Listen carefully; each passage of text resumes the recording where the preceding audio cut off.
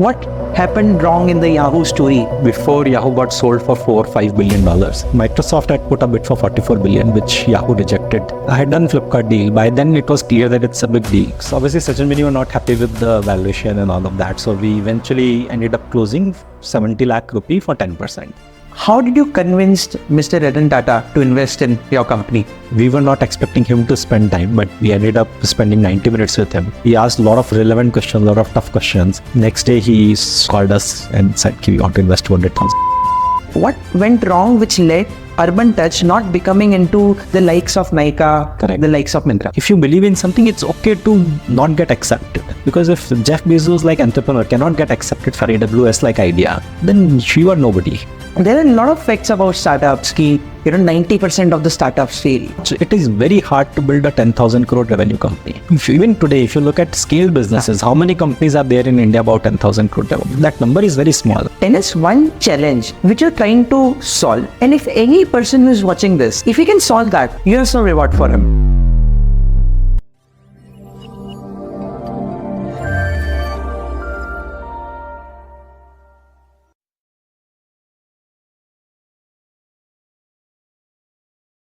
Working with Yahoo was a crash course on internet for me.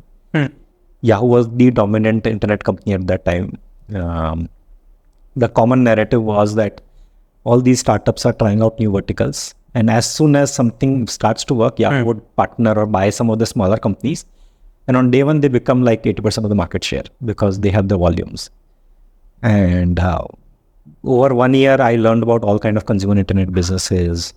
How do they make money? What doesn't make money? And sort of that increased my fascination towards internet and tech businesses. And after that, I never thought again that would I want to be in tech business or not. I always knew that this is the path, this is the journey I want to be on. What happened wrong in the Yahoo story, according to your insights, because you were part and a close watcher during that time? What went wrong with Yahoo? I think there are two things in my opinion. Look, I was very young, so I had my own limitation and completely understanding what went there. And I was also in Bangalore office. US was the main office where most of the work got done. But from outside, from a distance, what I saw, I think two things happened. One, I think Yahoo as a company was not making as much money as other internet companies eventually figured out how to make. Yahoo would have gone through that journey over time. Google cracked the money making machine much better than Yahoo in some ways. Second, I think is also execution challenge. Yahoo moved to this whole hybrid culture very early. And I knew many people who sort of didn't deliver much for years and still survived. So I felt that execution level also was a bit of a challenge there. So it was a combination of two. This is slightly difficult business model plus like this whole culture of lesser accountability. Hybrid may be a reason for that, hybrid may not be a reason, but I thought accountability was lesser. And that probably resulted into... And during your time at Yahoo, what was the core thing that you did? And what was some insightful experience which kind of, stayed with you for long, and what kind of playbook you understood, which you applied in your later roles? Correct. So in Yahoo, one of my key projects was that I started their AI group there. So my final year project one of the courses in final year was AI, and where I did some work on basic AI, old age, like 97, 98, maybe 2001, 2002, where AI was. And when I joined Yahoo, I realized that Yahoo started as a directory, which meant that there are 50 people sitting in Yahoo building taxonomies for internet and then classifying companies in it. And I thought based on my project, I could automate pieces of it. So I proposed that. And eventually, I started developing I got 2-3 interns to work on something, and we started building a basic classifier. And Yahoo Shopping was going through a tiered based pricing at that time, which meant that they wanted to charge $1 for diamond and maybe 10 cents for a shoe. And that could not be done manually. So that could only be done through AI. So we were trying to build a classifier for that. So if a merchant uploads a feed, we would dynamically price it and tell them the price before they list. And our code we started to realign our group for that project, and we ended up putting part of it there. And so that was one of the key projects beside many smaller projects we ended up doing. And so that was on the work front. On the business front, I think this whole dynamic around startup innovation versus a large company fighting that and taking over part of the market, or that was one dynamic that I saw very closely. And in some cases, some of these verticals eventually became large, right? And Yahoo lost that battle. In some case, the other big thing I saw in Yahoo first hand was that how common narrative that a gorilla can eventually fall apart, right? For years, people thought that Yahoo is invincible. You can't fight or compete against them. And very quickly that narrative changed and you were left with nothing, right? So that actually made us, at least made me think that never take success for granted. Even if you are in a pole position today, that doesn't mean the narrative can't change quickly. So you have to be very paranoid all the time. And that is true with most of the projects you undertake now. So you don't take success for granted. That is my biggest learning, however large you become. Before Yahoo got sold for $4 or $5 billion, Microsoft had put a bid for $44 billion, which Yahoo rejected very aggressively. And over only a few years later, it was sold for $5 billion. Arguably, there was a lot of value outside Yahoo in that asset also. So however large you become, you don't take success for granted. You remain paranoid for survival. And how did Excel happen? It's very crazy. I think I didn't know venture capital existed. Which year was this? This is 2007 end. Okay. And I had left this whole recruiting thing and I was figuring out what to do next. I was debating between taking up a job or figuring out to start something again. So I gave myself a couple of months. And there was one idea that I started to work on informally, and then I thought maybe in 2 months I'll decide. So one of my colleagues from Amazon had started a company called Chuckbuck. And they were funded by Excel, which was actually Erasmic then. So it was a boutique homegrown $10 million fund. And they told me that maybe you should talk to them. They will also help you refine the idea. And I ended up first meeting them to see if, like, what they thought of my idea and if they had something else they were wanting to explore. So it happened as an exploratory meeting. But once I met, I realized that something very interesting is happening there. And they were also looking for somebody with internet experience because they were investing in internet companies at that time. And no other VCs was aggressively investing after internet companies. So it was somewhat of a fit. So I ended up, after maybe 3-4 meetings, I ended up joining them. And so it was not that they were looking to hire. It was not as if I was looking actively for a job. It was significantly a serendipity in nature. And who was leading Excel that time? So at that time, there were 4 founders. Prashant and Shubhrata had initially started, and then Mahendran and Gagan were founding partners. So there were 4 partners when I joined. And it was still a $10 million fund, very boutique in nature. And then after 6 months, Tracxn transaction happened. So they were raising fund too, and at that time they had this conversation, and it was a very good synergy between the two, and I think it actually also put a lot of brand name on the fund. And eventually it opened up finance, fundraising became very easy for the company.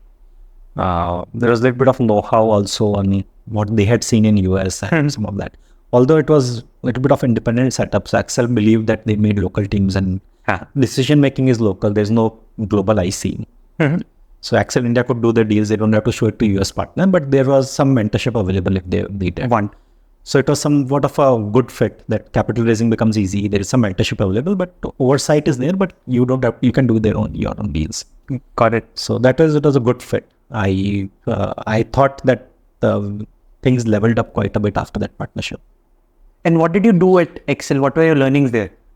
Correct. So I joined, in early days, I was just broadly working with portfolio companies. I was meeting a lot of companies to invest also, but the deal volume was usually very low at that time. Typically, a partner would do maybe one deal in 12 to 18 months. So there was no deals. The entire India, there were like 100 deals in a year. So the market was very nascent. Or for just to give an example, how many deals do you think VC or a partner at a similar stage of a company make in a year currently? So fund-wise, it's very different. But today, every week we do like 40 to 50 deals. So we were at that time as a country doing like less than 1 month or 3 weeks worth of work at max. So it was a different era. But luckily, I ended up meeting Flipkart maybe in 3 to 4 months after joining. And they were also at Amazon when I was at Amazon. I didn't meet them at that time, but I had heard of both of them. Sachin and Binny. So we had some common friends who knew Sachin Binny, and they told me about them. And when they started, obviously there was a lot of buzz. So I was starting to find an introduction to them, and I ordered a few books. It was such an awesome experience. What books were those? Do you remember? Oh no, not really. And but like you go to Twitter and everybody's just talking about how great the experience is, and how often that does it happen that you buy something and you tweet about it. You buy a lot of things every day, right? You don't tweet about them. So for that era, it was a magical experience. You can order online and just think about it. In the last 2 weeks, you have ordered a lot of stuff. Did you tweet about any of them? Nothing. And that era, people were just writing, going crazy about buying something online. People were saying, "Oh, I ordered. It's magical." Right. So for that era, it was a path-breaking sort of experience. And how was Amazon that time? You're talking Amazon about was not there at that time. Flipkart started. Yes, Flipkart started in 2007 end. So they were just operating out of their apartments. Sachin and Mani lived in a same apartment, I think. So morning when they would just start their operation from the apartment. And in fact, when I met them also, they were operating out of their apartments only. How did you meet for the first time? So I was looking for introductions, but serendipitously I went to an event called Open Coffee Club. I don't think any other VC ever went to that event, but I used to go there regularly. And on one of the events, I met Flipkart and Common Folk both on the same day. Really? And they were working out of that place, or how? It's an event. It's a Saturday event, Open Coffee Club. People would just go and there'll be some small sessions once in a while. So all that used to happen. And it was an informal catch-up of founders together. There were practically very few events at that time. In this era, you have hundreds of events, so you don't realize the importance of these. But at that time, there was hardly any event. Right. So people used to go to a restaurant initially, and people would just buy stuff, and then hang around together. And one person or two used to coordinate it. And then eventually it moved to one of the office buildings. And when I met them, it was a rooftop of an office building. But I was already looking for them. So when I met them, I started talking to them. And over time, I was also in Kormangla. They were also in Kormangla. So I ended up meeting them quite frequently. And you kind of introduced them to their first set of angel investors. This is the story that I guess Ashish sir from Helion Venture told me that you introduced. So I was so initially I pitched them internally, but after 1 or 2 times, not much happened. So I started connecting them to others, or I was just broadly helping them with sometimes pitch deck, sometimes with model, all of that. But Ashish's deal happened, I spent a lot of time with them initially. I was probably, so in my home, after maybe a year in 2000, maybe 9 or so, 8 or 9, my home was very close to their office. So after office, I would just visit them frequently. So I helped them in any way I could at that time. And I kept pitching that deal internally. After a few iterations, eventually at one of the days, I said the deal is not happening. So I will just put my personal money. So one of my friends who had introduced me to Excel, he only told me, you put the money, don't ask for approvals. So I said, no, I won't do that. I will ask for approval. So when I went for approval, obviously I didn't get. But they said, look, if they are ready to take 10 lakh from you, why don't you put 50 lakh from the fund? And that's how the deal eventually happened. Wow. So it was a lot of serendipity, in my opinion. And what valuation was it? So eventually, so obviously Sachin and Mani were not happy with the valuation and all of that. So we eventually ended up closing 70 lakh rupee for 10%. Got it. And it was tranched afterwards. So after 70 lakh, we had an option of buying another maybe 10% for 2 crore or something. And then some other maybe a crore and a half or 2 crore for another 5%. So the idea was to buy 25% over 3 tranches. So it started with 70 lakh, but eventually it was a 3 tranche deal. After we wired our second tranche, I think Tiger started to come into picture. So then we renegotiated and put the entire 4.5 crore to buy 25% of the company. Wow. And when you made an exit, what was the dynamic? What were the dynamics? In an exit from Excel or from Flipkart? I don't have exact details. It should be maybe $300-400 million exit. I don't know completely because I was not aware of the numbers. But I think we invested $1 million then, and then in the subsequent round, Axel had put in $1.5 million more. Got it. So you mentioned that nobody else was investing. Yes. And you were behind this.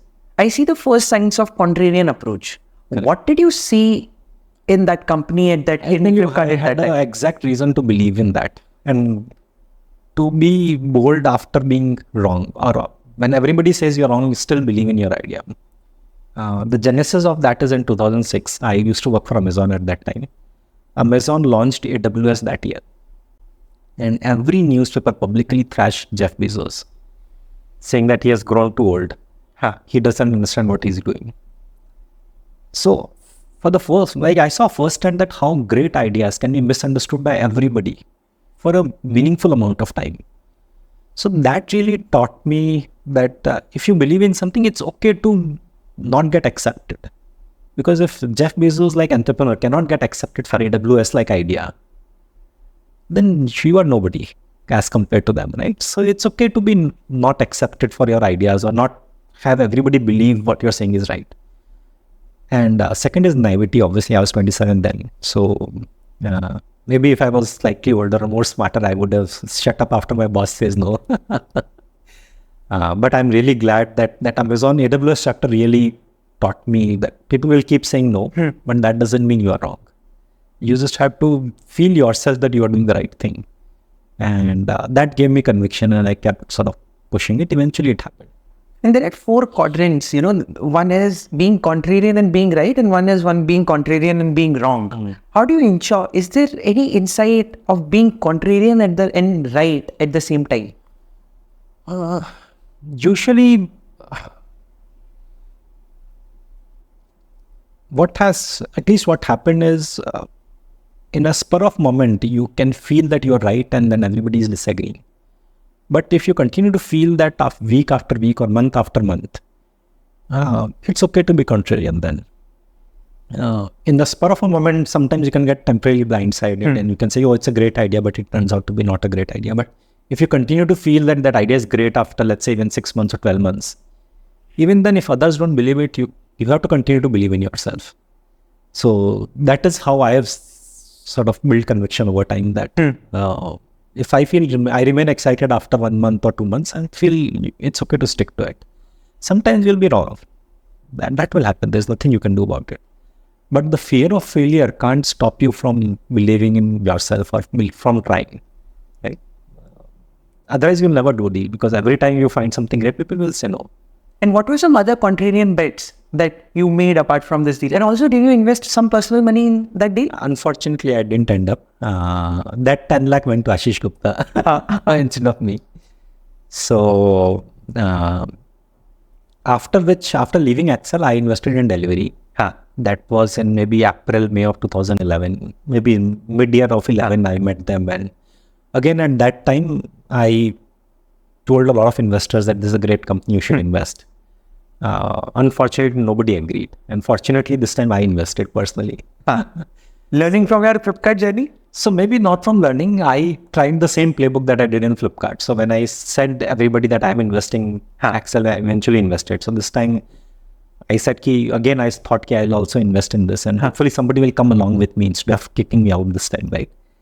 So I did commit money to them, and I also told others that I'm investing, why don't you come along? But unfortunately, everybody disagreed, and nobody ended up coming back. Which year was this? This is 2011. And how was the deal? No, I was the only angel in the round at that time. And this was the first angel First angel, yes. And what valuations did you invest in? This is 2.5 crore post money or something like that. Wow. For what? How much amount? I had put in 5 lakh for 2%, I think. Wow, crazy. So, but again, I wrote to everybody I could. I wrote to Tiger. I even told him, look, you have so many e-commerce investments. Why don't you just put in some money? It will just help you save money in other companies. But I said, that's not how investing works. I tried my best to get them seed money, but that didn't happen. In fact, their first round happened after a lot of work.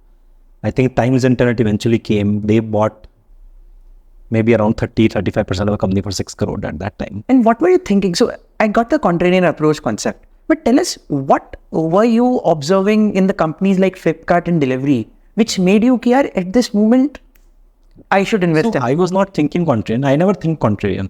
I think from first principle saying that this should exist and this is a big company to make. When you take that idea to everybody, then everybody says that this is not a great idea, but you continue to believe in that. Right. So I won't call it contrarian in some ways. I would say being misunderstood. So it's okay to be misunderstood, or it's okay to be, it's okay that not everybody will agree to what you are saying. So in delivery, it was very simple. I felt that usually companies outsource logistics. Right. E-commerce companies should also eventually outsource logistics. And HUL doesn't do their own logistics, right? So why should a commerce company do? Logistics company make good margins. So usually logistics company trade at good multiples in public markets. The last thing I thought was that there is an economies of scale here. If I go to an apartment, if I carry 10 boxes, there is a cost of delivery. But if I go with 100 boxes in the same apartment, my cost of delivery significantly reduces. Hence, there will be not one, but maybe 5 to 10 large-scaled logistics players globally in India eventually. So that was my bet. Founders were obviously exceptional. All the founders are from Bain, top schools. You can meet them and know that they are made of something different. Got it. And so that was an instant on team. It was an instant yes. I liked the idea, and I told them in the maybe first or second meeting that I want to put in some money, and then try to figure out I can bring somebody along. I tried, but it didn't happen, unfortunately. But fortunately for me, I ended up still investing. Got it. You mentioned that you were not thinking contrarian, but you thought with first principles. Yes. Can you break down first principle thinking and give us also give us an analogy of a problem, recent problem, and an old problem that you handled, and how did you think through with with first principle? So in most cases, you're thinking that is there a large company to be made here? Before Excel, my definition of a large company was very different. I was thinking maybe it can do 50 lakh a month revenue, maybe at best like that much. After being at Excel and after seeing Flipkart's journey, at least I fully understood them, what large in Indian context should be. So whenever I meet a company, I'm always thinking that can it generate, let's say, 10,000 crore in revenue? Or if it's a GMV company, maybe 25,000 crore revenue company. If it's a high margin business, between 5 to 10,000 crore. So using first principles, you do the math that can you actually, if you are running the company, and if everything goes wrong, this company has a dream run. Can in 30 years, this company deliver 10 to 20,000 crore in revenue? And usually that answer is there. If you sit and do the math, you are able to figure out. In fact, most of the times it's intuitively you can say this will happen. Give us an example. For example, how do you do that? So for example, in delivery, it was very simple that retail is such a large market. And this company won't stay just in India. This company may not just stay in retail or online commerce. Once you build last mile delivery, it can be opened up to a lot of other things. Right. Retail itself was expected to be like 100 billion plus. Then you say 5% is logistics cost or 4% is logistics. So you do the basic math and you see it's doable. If you're doing 4 billion, largest player can potentially do 400, 500 billion dollar in GDP. It will go to some other countries. It will also go to some other markets. So even top broad and well math you can see that it's a large outcome. And it's consolidative in nature. Which means a large, sometimes it may not be consolidative in nature and still you can create a large company. But at least there is a feeling that a larger player has some advantage because of these economies of scale. You are able to, when you look at the problem, you are able to usually figure out, and this is a large market or not a large market. The other way I look at it is once I meet the company, I come home somewhat shaken or scared. Oh my God, this is such a crazy big idea. It just moves you a little bit. So those both emotional signs are there, mathematical signs are there. It's a large outcome. You don't know if it will be $1 billion outcome, it will be 10 billion, it will be $50 billion outcome. But enough to shake and... But you feel like, oh my God, this is crazy big idea. And many times it doesn't work out, that's fine. But you feel that this will completely change everything. And this may not be true about, you may not feel the same about smaller companies. You can sometimes feel the same about large companies also. Give us an example. For example, when I first heard about Uber, it felt that it's a groundbreaking idea. Or when we first heard about Viva is still not as much played out, but it felt like a very large outcome. Or for example, recently we are seeing some developments around, let's say, gene therapies. So, so if it works, it can be a very large outcome. So sometimes very intuitive that that if it works, it is a large outcome. And that is what I had always looked for. It is important that you are aware of the market, in a sense that you should know where large companies are already created. You should know profit pools. So you should have basic understanding of business. If you meet a company, you should know that what are the largest chocolate companies making. If you don't know, then you might miss out the big profit pools sitting in front of you. You should know what are the large insurance companies making, what are the profit pools of banks, how much profit TCS generate. So if you know some of these basic numbers, you are able to then draw parallels and say, if this market does this much, then maybe at least the profit pool can be this much. And so just knowing some of these market data points can also help you refine that thinking. When was the last time you felt, oh my God, this is a crazy big idea? In the recent times? Many times, but I think it's, so I'll talk about one company maybe. Somebody is building, they are sort of making a machine where an average cook can deliver a very high quality product. Which company is this? Sorry, I should remember the name, but I'm blind. No worries. It will come to me in few minutes. So basically they record a recipe and then you put anybody, like not even a trained chef, you can go and sit there and it basically automates the flame, it automates portions. You just follow the instructions and you can produce a celebrity chef signature dish. How big is this machine? Does it have hands? How does it not a hand. It's like it has a cooking and it has a cooking chimney and whatever gas, and it has portions. So you get cups. It's not like a hand. It says ki put onion, you put onion. Okay. Flame it will modulate. It will modulate quantities based on the weight, and you get an instruction set. So work is done by the human.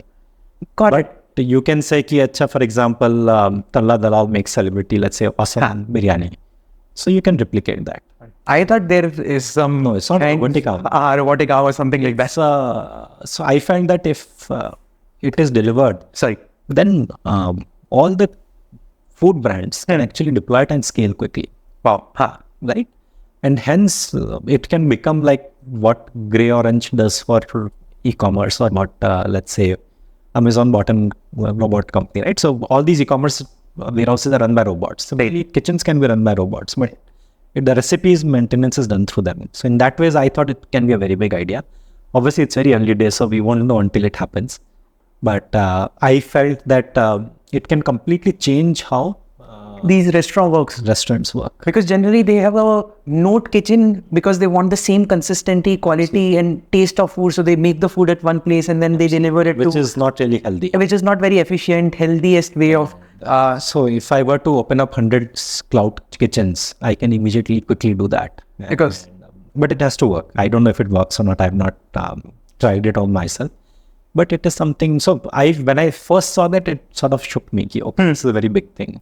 But again, these things are very execution heavy. So once you get to the scale, you will only know it will work or not. Tell us some other crazy good idea, because we know you are at the forefront of data, startups and everything. And let's say if some young person is watching this, some young curious guy, we should not we should not separate them from investing in such opportunities.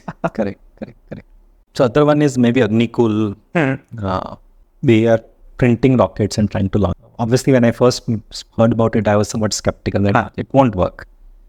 By then, actually, also Starlink's success was not obvious to me, at least. It is maybe this conversation maybe is 2.5 year old, and I was somewhat skeptical that this won't happen. But one of my friends really pushed me to know you should take it seriously and do it. I actually invested without fully believing initially, but as I spent more time, I realized that there is good probability that it will happen. And a space company launching rockets out of India would be an incredible thing. And Pixel is one other example. As soon as I heard about it, I thought it's a very game-changing idea. And obviously, I didn't have access to the deal, so I didn't do it. I got access to it much later. But it was we always knew that ISRO has done great work. It has produced a lot of talent, but none of the commercial success has come out of, or no private company has come out. And for the first time, we saw that happening. And when the Skyroot launched happened, it became real. Wow. So it made me believe that this can be done. Earlier, it was not obvious it can be done or not done. Postman is another such idea, which when I heard about it, I have not invested in them, but for the first time when I heard about them, I knew it's a game changer idea. Because you also knew computer science and everything, all the API things and stuff. Correct. It's a globally, this was an execution play because many companies could have executed it. And it was such a clear, visible white space. Yes. I wonder कि किसी ने और ने, because every developer faced that problem. Correct. Why do you think किसी और ने कुछ काम नहीं करा? Because I was with Abhijit. We interviewed Abhijit 3 days back. Correct. So I think the way, and then there is a phenomena around this. So the idea becomes obvious once the infrastructure for it is set up, or something changes. After it, people start seeing it as an obvious outcome. Before that, it is not obvious. So in case of APIs, the number of APIs developers were started to reach a critical mass where people are hitting enough of the APIs. Right. If I'm using API once a year, I actually don't want to want that experience. It's a one-time thing. Who cares? But once I'm using API once a month, then I feel that pain. And that is when not just one, many entrepreneurs will see that problem, and it's usually called mushrooming. All ideas in a market usually starts around the same time frame because a lot of entrepreneurs see that underlying infrastructure is set up and it is so obvious that this thing should exist. Many people will take the plunge, then the heat starts. Over the next 5 years, a lot of companies will come and maybe 4 or 5 companies will eventually become a winner and winners, and everybody else will fall down. And this you will see in every market. Currently, where do you think mushrooming is happening? Now, I think right now, so there will be a lot of mushrooming is in individual industries. At a mega level, like AI is a big mushrooming. Every developer, every founder wants to do AI. Right. Including first timers, including second timers. So you will see a lot of problems getting tackled. But again, 1 in 10 or 1 in 5 will eventually survive. You will see a lot of mushrooming, like fintech continues to remain hotbed. After UPI, I think fintech has become like a big thing. Right. And that is continuing to happen. Government is also doing a lot of good work in India specifically to enable a lot of fintechs. Global SaaS continues to remain a warm theme. It has been there for a while. It is so, I think after Freshworks, a lot of people started to believe that you can create a global software company out of India. Right. And once you open the floodgates, then everybody else start walking into it, and then a lot of founders get inspired. I think there are not many as scaled players, but I think it's a matter of time. So I was with an investor, and he said, I made least amount of money in the so-called hot deals because when everybody is focusing on something, I made the worst choices during those time. So do you also think when mushrooming is happening and people are looking at, let's say, sab log AI mein ja rahe hain, it's a good way of working on something very unsexy? What's your opinion on this? So I think you have to be balanced. I don't think you can leave out the waves. One company got created in the home services wave. There are 50 companies that are there. There are like 15 funded companies. Large players came in that wave. So you can't be completely ignoring the large waves. There will be 2-3 good AI companies that will get created. So you can't, if you're a seasoned institutional investor, you can't ignore the waves. Having said that, you should not only be in the waves. You should also look at other markets where you're getting good companies and good founders to work on them. Those will also generate money. But look at all large companies. They're all broadly created around some wave. Sometimes they created the wave, like Flipkart created the wave. There was no e-commerce wave when Flipkart started. But Urban Clap was on the wave. So there will be both. So I think you have to analyze companies that are very large and see what their genesis are. Usually it's a widespread. There is no one pattern that follows the trend. Usually every time there's a pattern, there are enough anti-pattern examples. So you have to keep your mind open. Investing that way is a very hard job. You have to constantly unlearn all the patterns that your brain subconsciously recognize. Like Flipkart started, everybody said 2 founders the playbook. Yeah, there was a 5-founder playbook. So there are always going to be anti-patterns too. So people used to say 5 founders is way too many, but it worked out. Tell me some incident which kind of, helped you shatter all your personal biases and... So I think for me, delivery is a good example. I was also in that camp. When I invested, there were 3 founders only. So 2 founders came afterwards. But I always I had like everybody, I had a lot of preconceived notion like that. The number of founders, backgrounds, everything changed. And I think Byju's is a good example. When Byju's first came, I thought that I think it's still debatable, but I think it's a good outcome in my opinion. They ran themselves in 2021, but otherwise it's a good phenomenal story coming out of India. So that for the first time, every time I look at degrees, I always realize that there is a Byju's which has built a great business. Leave apart the last maybe 2-3 years. But there are enough examples where people from all kind of backgrounds have created great companies. Earlier, there was always a thought that maybe second-gen people, kids of rich parents won't create large companies, but they are not good enough examples. So every preconceived notion has been broken, practically.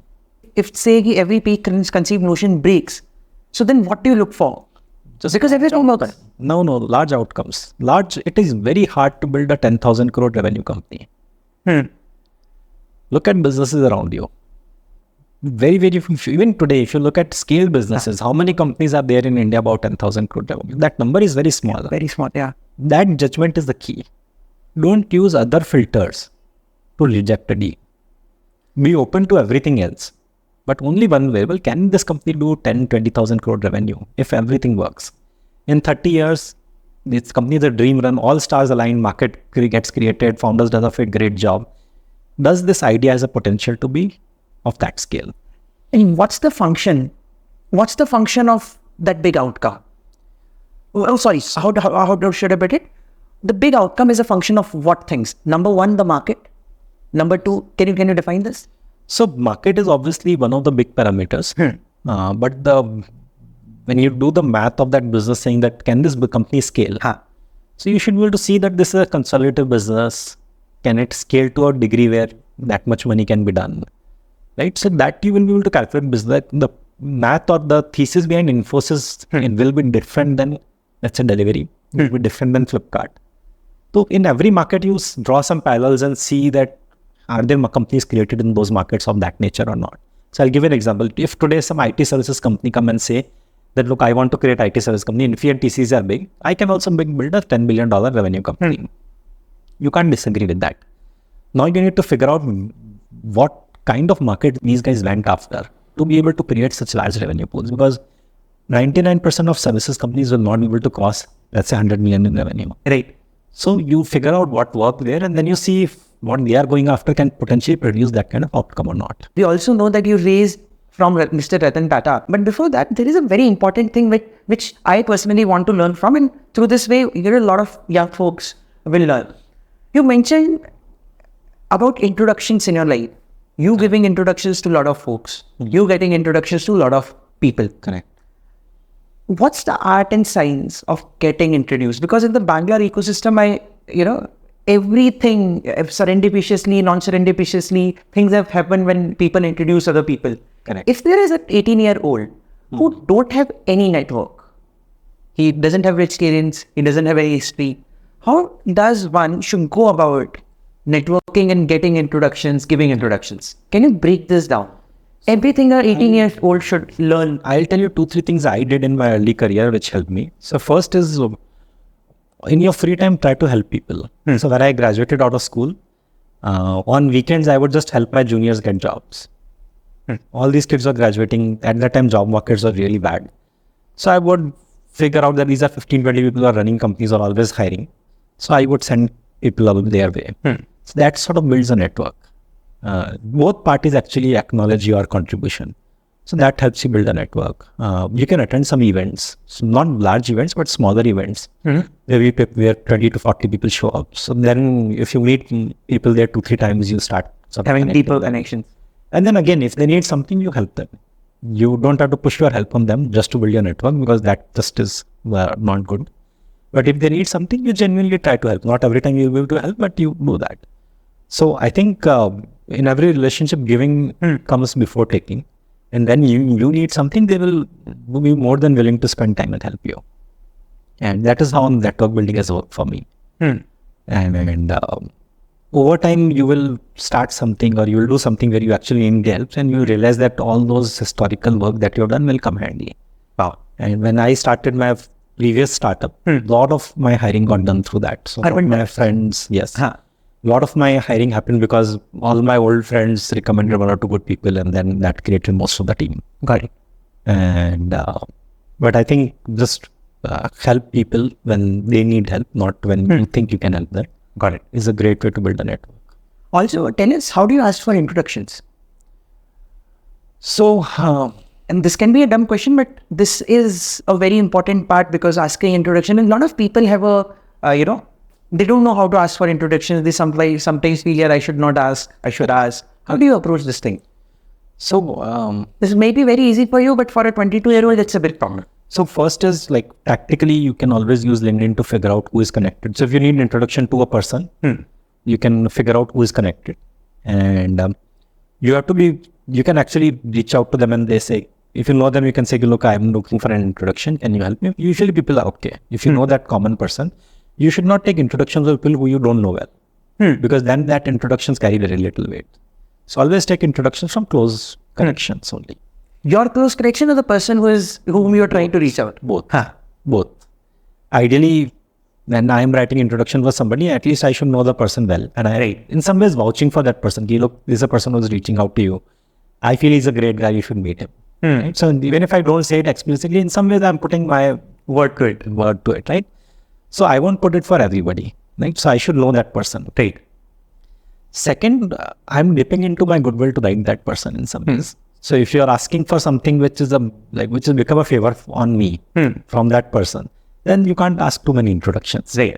Right. So that is the main thing that you have to take care of. So if you're looking for an introduction, see your close connection and see if the person you are reaching out to is second degree to that person, and you request them.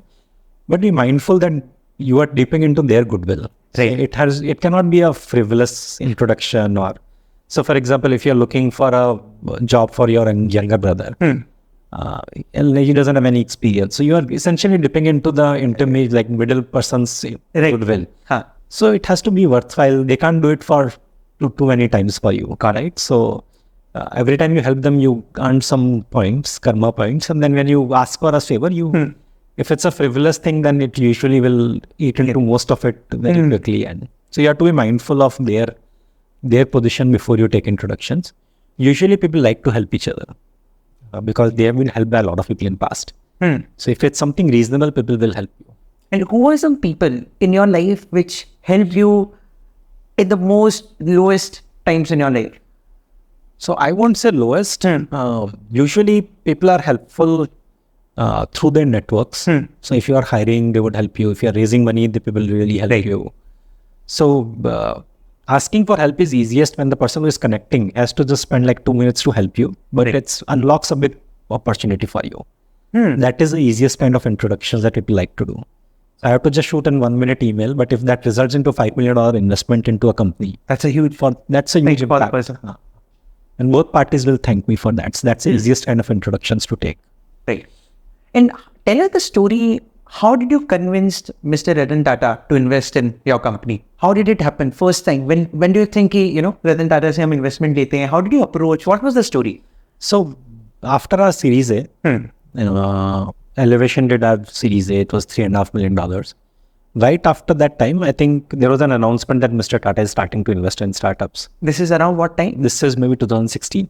And so we tried reaching out to them through a lot of our common connections. So we figured out which companies has he invested in. And if we knew some of their investors. So we spoke to some of them and said, can you put in a word? So generally in an introduction, you first send a note saying that can you do an interest check if they want to connect or not. So we wrote that. We wrote it 2-3 times. And eventually in the third time, their office called us directly saying that we got your mail. We got a couple of people recommended you highly. So we want to speak. And then they directly set up the call with Mr. Tata. I think he was maybe 78, maybe 76, 77 at that time. And we were not expecting him to spend time, but we ended up spending 90 minutes with him. Wow. He asked a lot of questions, lot of relevant questions, a lot of tough questions. And next day they called us saying that Mr. Next day, Mr. Tata would like to put in money. But he did the entire interview, he did the entire pitch. And I felt pleasantly surprised that at 76, if I am so connected or so relevant to the new age models, I would be very proud. So he was very relevant. I was pleasantly surprised. There was not other members in the team who was part of the pitch. He just spoke. He was alone. He spent a lot of time. At least I went back feeling that he's at least understood everything that we are doing in a good way. And next day he wrote to us, he called us and said, we want to invest $200,000. They ended up investing. Wow. I mean, stop. A lot of times it happens, after giving the pitch, you feel, yeah, I was not, the other person didn't understand and stuff like that. But you mentioned that he asked a lot of tough questions. Can you help us identify what were the questions? What was his approach of, grilling you? Not grilling you, but I would say understanding the startup. I think he was going deeper into a lot of things. Like, so as we spoke something, he would peel the layers and say, Acha, explain how do you do this, explain how do you do that. So it was not superficial in nature. He was genuinely trying to understand the nature of the beast. And that's why I felt at the end of the call that he understood what we're doing. He may decide not to still invest, but he understood. And I felt that at 76 or 77, if I am that mentally alert that I fully understand a new age business, I would be very proud. And that sort of brought in a lot of inspiration for me that I want to be that alert when I'm that old. And same is true for Mr. Nandan Nilekani. In the same round, we got him as well. Right. They are very, very alert, very active. I think he's always the first one to respond to our emails. So I'm pleasantly surprised. And he's not like using somebody else's help. He's just writing his own emails. Wow. And I always felt that as you age, you can, like, your alertness can deteriorate. But they were more alert than I felt they were more alert than us. So... You can take your call if required. It's not a call. I thought I made it silent. But they were like, it was somewhat inspiring to me, both of them, that this is how I want to be when I am that age. And that always stayed with me even today. So tell us some particular tough questions that they asked you. Some particular tough questions which you remember कि यार उस meeting में इस question से तो मतलब मैं bold हो जाता. Like, I don't remember something particular, but maybe around like just building trust. You're selling to somebody sitting in such a far country. How do they trust you? To saying that how we even know that you are selling something which is relevant to them because it's a diverse audience. So these are like very genuine questions, very trying to understand how does a sales pitch work. You are building trust, right? Are they buying some product online? Right? You're selling out of India. So how do they figure out they can buy? How do they build trust? So we try to. So it was very like he's thinking in his business, how you build the product, how do you sell? So he's going piece by piece and trying to figure out what questions my customers would be asking and thinking in their head at that time. Got it. So after 3 years at Excel, right? What did you decide? How was because before starting Tracxn, you started Urban Touch. Yes. And you started Urban Touch just after your stints at Excel? Absolutely. You were working. What, bugged you to start your own entrepreneurial set? Right.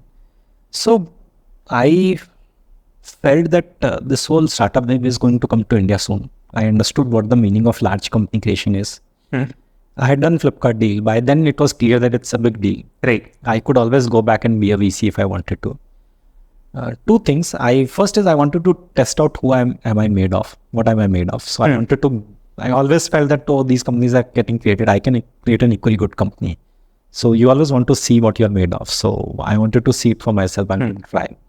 And there was always an itch to do. So I felt that I became VC too young. And I felt that I wanted to become an operator. Dirty. And like I was doing jobs for 5-6 years. So I'd done operating work. So it was not itch to do operating, but I wanted to build something. I wanted to build something long lasting. And I also wanted to see what am I made of. So that led to saying that maybe I should try it. And if I don't like it after 5 years, I can come back. Got it. And so the exit barrier was lower. And the whole thought of doing something on my own was always there. So that led me to start something. I started Urban Touch because I thought in commerce will be very big and vertical commerce will become equally large. Like there will be people like First Cry, Nykaa, all of that, Bluestone. These verticals will become large. And I wanted to start one of the verticals. So I thought women fashion is the largest or most highest profit pool category. So I started in that. And then women shoppers are not online at that time. So we were somewhere 3-4 years early.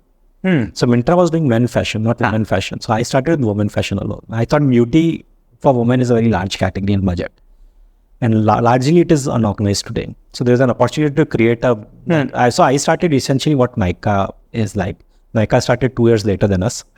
So we started before that, but that was the broad idea. So just women shoppers, basically, that was the idea. Covering everything, clothes, So we started with beauty, but we went to jewelry, clothes, everything eventually, shoes, bags, everything. Okay. So there are a lot of young folks, 22 years of age, just starting out of their college, and they want to test what they're made up of. Same problem statement that you were thinking. Now, generally what happens is they are not sure about what idea to pick. Sure. Give us the state of mind. Imagine that you are again, thinking thinking about the same problem statement that I want to see can I do this or not. How did you approach that problem, and how differently you would approach this problem now in order to help understand how do you pick up ideas? Because generally there are multiple ways. Sometimes you are facing some problem and you generally start solving that in multiple ways. But what's the right approach? So ideally something you relate to or something you've seen firsthand. That is the easiest way to pick a problem. But it has to be a large idea. Or in that market, you can become a dominant player. The market can be small, but you should be a dominant player in that market. And how do I know this? You have to do your math. You have to sit and figure out, can I become a dominant player, or is it a conservative idea or not? But pick something you first is, if you have faced it firsthand, that is the easiest problem to go after, or it's a problem you relate to a lot. So I come from a Marwadi family. I grew up in Jodhpur. So all my family is into retail. They run shops, they run all kind of wholesale businesses. So in some ways, I always related to retail. So I thought retail is something I relate to, and I like that as a category, because in that category, you can do a lot of cool things. You can do a lot of branding, all of that. So that's why I really related to that problem. At that time, I had a bunch of ideas in front of me. That sounded like the biggest opportunity in front of me. And I thought I really enjoy building this. I always thought it's a long journey. A good company will take 25 years out of your life, or practically rest of your life. Right? So look at Narayana Murthy. He started and he retired with Infosys. A lot of times a good company will take you till retirement, which basically means that if you're going to dedicate all your life, you might as well like the idea. Otherwise, you will just suffer, right? You can just suffer in a job, then why start something, right? Right. So that was the thought. You have to really enjoy building that idea. Plus, it has to be a large opportunity. These were the two filters that I applied for myself. So any idea I pick up, it has to be crazily big. That crazily big can be few tens of thousand crore. Sometimes it can be smaller, but at least it has to be dominant there in their market. So you say, I will take like big market share. I can command the profit pools there eventually. Okay, so you thought of, let's do it. I know retailing. My family business is this. I can relate to this. You started that same thing. And what went wrong? Why did Urban Touch could not achieve? I'm sorry to ask this, but we want to understand this. And of course, then you started Tracxn, which is a listed company. But what went wrong, which led Urban Touch not becoming into the likes of Nykaa, the likes of Myntra? And also help us understand किस तरह से आपने problem identification करा, what were you trying to do, what were other players doing, and eventually what happened? Correct. So this was started in an era there was a lot of excess capital. So we raised good money initially, and the idea was that we consistently raise money. Tiger had funded it in the first round. So there was a lot of high growth expectations. So I did that first time, build like exceptional team, high burn, high salaries. And then eventually we realized we hit to middle of 2012 when GA term sheet broke and the funding dried for like maybe 6 months to a year. And we found ourselves in that spot where we ran out, we had like 3-month runway and the news broke out. And all the people who were lining up to give money to us were all backed us saying, we'll just need more time. And that we didn't survive that winter. And that is why we built Tracxn slightly differently. We didn't raise too much money initially. We wanted to make sure that we can't continue to time the market. Right. So you pick a great idea, but you build it up. You make sure that you're not into financial risk or revenue. Like you don't build loss so much that you run into risk of financing. So we made sure that risk is out of the picture. Got it. So what were certain things that you distinctly remember from Urban Touch, which kind of helped you in setting up the next venture called Tracxn? So one thing which you mentioned like not raising and not depending on too much external funding? What were some other things that you learned? So you learn a lot of tactical stuff. As a founder, you do a lot of things which you have not done before. So in some ways it becomes, you have done, like when I started Tracxn, I've done some of those things in past. Right. So you're not doing a lot of those things first. And so For example? for example, leadership hiring, setting up company structures. Like at that time, it was very prevalent that you set up US headquarter India subsidiary. I had seen that drama play out a little bit, so I thought that we'll do India HQ. Why did you decide to do something? Because it's a regulatory, it was a regulatory gray area then, and I had seen that it's better to be on, like, not be on the gray side. And so at least I had seen that how these things which you don't think are complex things initially, eventually can become very complex once things unfold. Right. And initially nobody tells you that, oh, this basic things matter, right? You are willing to launch, you are looking to launch. So all of these things are noise for you. So where to register, what to do, all of that you ask somebody else in the team to do it. But after 1 year, you realize that these things become regulatory nightmare. I maybe will give you a tactical example. When in the previous company, we registered it in Bangalore and then I moved to Delhi. Now, because of that, in retail, there's a lot of at that time there was CGST, all of the CST, all of that became so complicated that we had so much trouble with vendors. It was much simpler if you had just registered the company in Delhi. You don't think about these things, but I saw that like thing happening in front of me. So I said that these things matter. And then you just have to make sure that these things are like, you spend an extra 15 minutes initially and you get some of these calls right. Got it. So trivial things which you assume that are not relevant. Give us some more examples of these tactics, because generally, people commit that mistake and later got to learn from. Later they reflect, yaar, ye nahi karna chahiye tha. But you have experienced that. So tell us more things that, so some tactical things, and this could be as small as, thinking about where exactly you need to work and do business and, register your company there. What are some other things like this? But mostly that is pretty much it. Got it. You can move on. Okay. So Tracxn it's a data and intelligence platform, and there are a lot of facts about startups. 90% of the startups fail. But tell us some insights about this industry which you see through this platform. What are some amazing insights that kind of gives you I need to reflect on this. Oh, this is amazing. So one of the most fascinating thing I had learned is, if you look at data businesses, every time there is a new asset class being created, there is an opportunity to create one new company. So when public markets got created, Bloomberg Facts at Raffinity got created. Then real estate happened, then real estate data companies got created. When legal side happened, legal data companies got created. So every maybe 2 decades, you have a new asset class. And after then startups happened, then crypto happened. So every time there is a new asset class, there is an opportunity to create a new asset class, a new company around data. Right. And these data companies take much longer, but they are more resilient. They are considered to be most resilient companies globally. Every downturn is usually an opportunity for data companies to showcase how resilient they are. And that is one of the key things that I learned. Very high profit pools. So it takes a lifetime to build a company, but they can generate cash like anything. And these windows open up every few decades.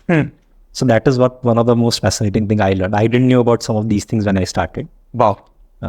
It got started because we were trying to build tools that we needed to do our jobs well as investors. And eventually it turned out, it became a much larger idea, and then we started pursuing it full time. But essentially, like, we started building what we needed to do our jobs. That's all. This is a rapid fire round. We'll take a few minutes. And here I'll ask you a bunch of questions and you have to, answer those. Those will be insightful for us. So tell us, what's the most used feature of Tracxn which by you? By me? Yes. I think I use captables a lot. And probably captables is probably the highest used feature for me. And what do you use it for exactly? So before anytime I meet a company, I would need to figure out where they have registered, what shareholding do the founders have. Usually people say 4 founders, but one guy has all the equity. So those things you are aware of, or you see company profile before you meet somebody. So that gives you a good that you're very well prepared for the meeting. And what's the second best feature that you use second most used feature of Tracxn? Most used feature. I actually like tracking news.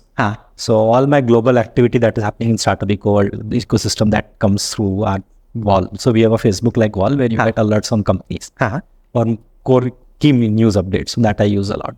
What are some key things that you figured that gives you the most amount of happiness? Most happiness. When you do these things, I get most satisfied, most happiness. I think for me, high energy through the day is what makes me very happy. And how do you look for high energetic day? How do you prepare yourself for a high energy day? If I work out in the morning, that prepares me well. And I do a session in the evening too. So that has become if I am fit, I'm generally happy. I'm a very happy person usually. I don't get upset with things. So I have realized that if I'm fit and if I'm at top of my fitness journey, I'm good. How did you meet the most important person in your life? How do I meet? I have a lot of important people in my life. Obviously, your parents are very important. Right. Your kids are very important.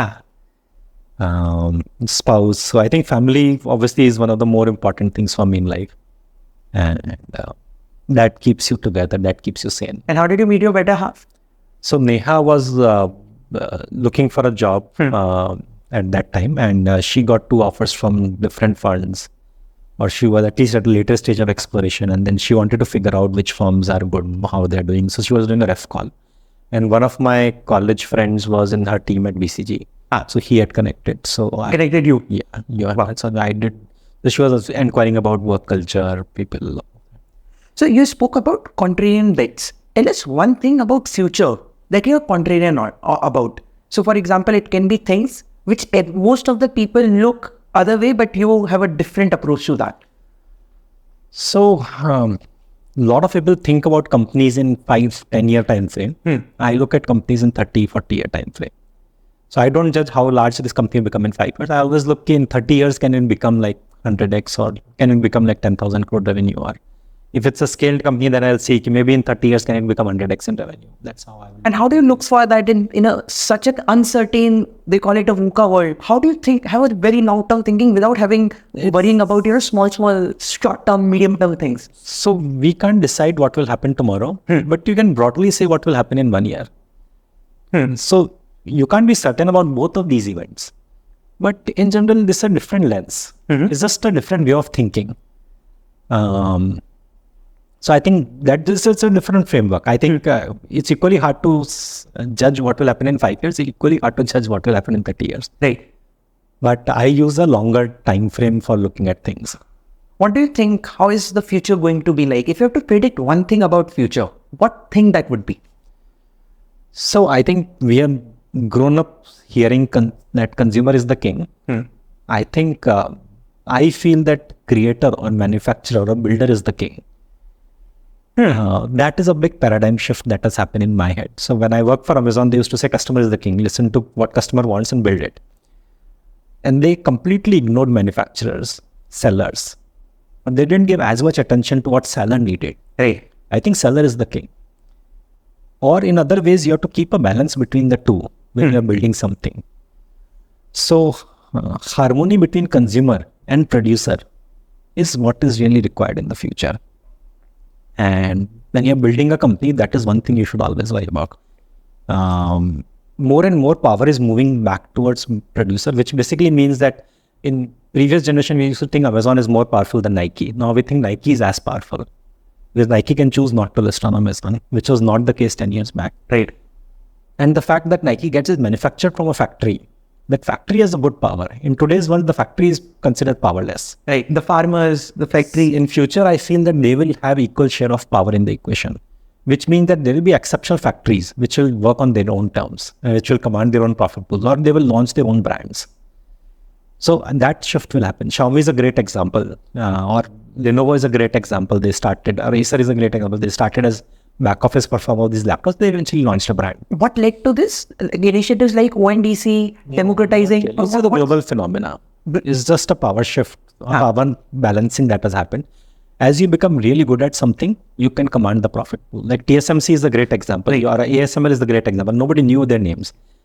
ASML just makes the machinery which makes chips, right? But because over time, one person will become so good at something that everybody else in the markets get redundant. Hence, you command the profit pools. As there's lesser competition, you get profit pools. Got it. What's the most important asset you think you own? Most important assets. I think family is the biggest asset. Got it. I think it gives you the sanity to do hard things in life. And if you have to break down your success, what will you account it to? Will you account it to your education, your alma mater, your the people who you meet? What's the most important criteria? I think your will, the drive to do something is really what matters eventually. Everything else is left behind because they are somewhat transitory skills or transient skills. Today, what you need will change. But I think what continues to take forward, what was relevant 10 years back or 20 years back was drive to do something. And that continues to be the biggest. So this is the most cliched question. Tell us some books that had most impact on your life or which you recommend every young founder or anybody who is young. You should read these books.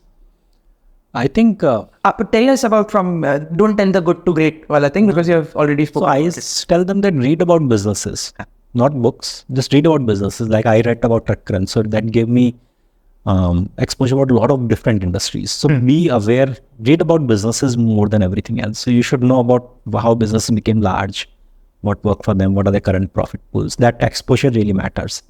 So exposure about current businesses is what I would recommend. Got it. Any interesting movie or series that you have watched recently? No, not really. You don't watch movies? Got it. Take it. Here comes to the last thing. So apart from knowledge sharing, we also try to create opportunities for our viewers.